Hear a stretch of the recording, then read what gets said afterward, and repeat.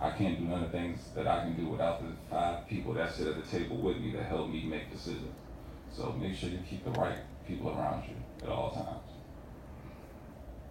Awesome.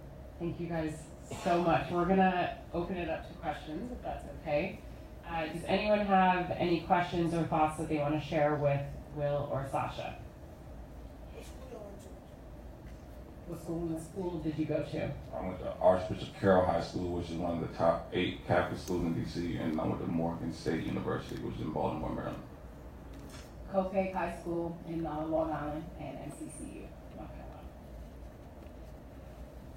What else? Everybody from DC want to go to Morgan. What is fun at Morgan? Was it fun at Morgan? Yeah, Morgan was chill. The thing about it is when I say appreciate sport, and this is why I say that, when I was in high school, I was a top 500 football player in the country. So I was flown down to San Antonio, went through that whole process, got interviewed, colleges were coming, everything was cool, it was all love. Me and that gentleman that's sitting back there. So I went to Texas, and I came back, all the big schools was there, D1, every practice for a whole year. Everything was cool, or at least I thought so. But my football coach wasn't holding up his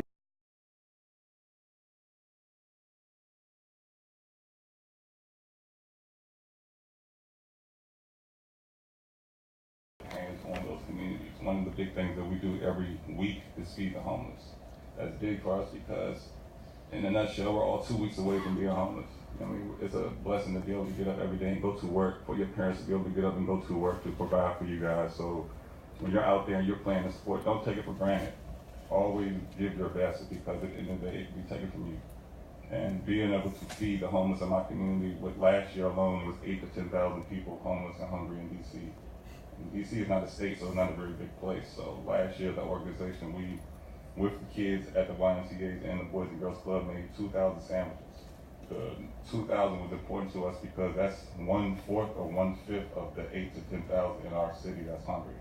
So to be able to use the sandwiches as a mechanism to get the kids to enjoy teamwork, to build brotherhoods and sisterhood relationships was also big for us. So this year, we doubled that. This year we want to do 4,000. We're already at 2,660 for the year, and most of these have been made by children of our community. And how did your foundation sort of come about? You mentioned a bunch of you were working at Nike, you were all friends. Like, what happened that you were like, we're going to start our own thing? Well, honestly, my little brother, his name is Devontae Smith, was there. He went to Georgetown in 2012. While playing for Georgetown, his 4 years there, we spoke, and he always wanted to give back to the community some way, somehow. So our goal was for him to get drafted and go to the NBA, and each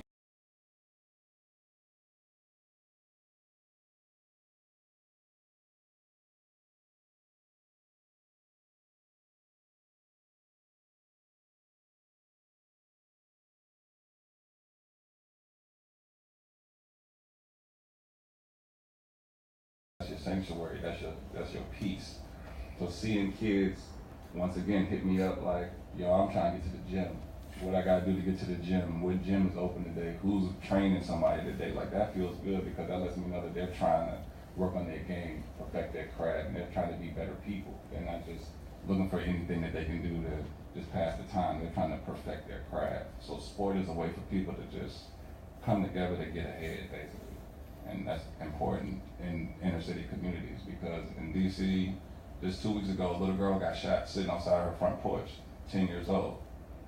One of the issues in our city is there's not enough places for the kids to go. So one of my goals at the foundation is to have a center put in the city where kids could go. So sport is always going to be important to the world, but it's definitely important to me in the inner city, because when kids have idle time, they do reckless things. And the kids that shot her were young kids. So we're trying to prevent those things moving forward. So sport is always going to be a way to be able to bring people together in a safe environment, to be able to try to get them to that next level in their life. Yeah. And you kind of just touched on this a little bit. Can you talk a little bit more about sort of where you see the intersection of sport and equality? With sport and equality, I think when sport is in play, like I said, those inequalities don't matter. Because right now we can all go play basketball. We don't care about who's on the team. We just try and go play. We don't care if it's boy, girl, black, white, small, big. And the thing about it is you can't judge somebody based on what they look like, because some of the smallest people in the NBA are some of the best players. Some of the biggest players in the NBA are not good. So you can't judge someone by the way they look. It's all about the skill. It's all about what's in your heart, what's in your mind. Now, if you can come together with that person to get ahead, why would you not?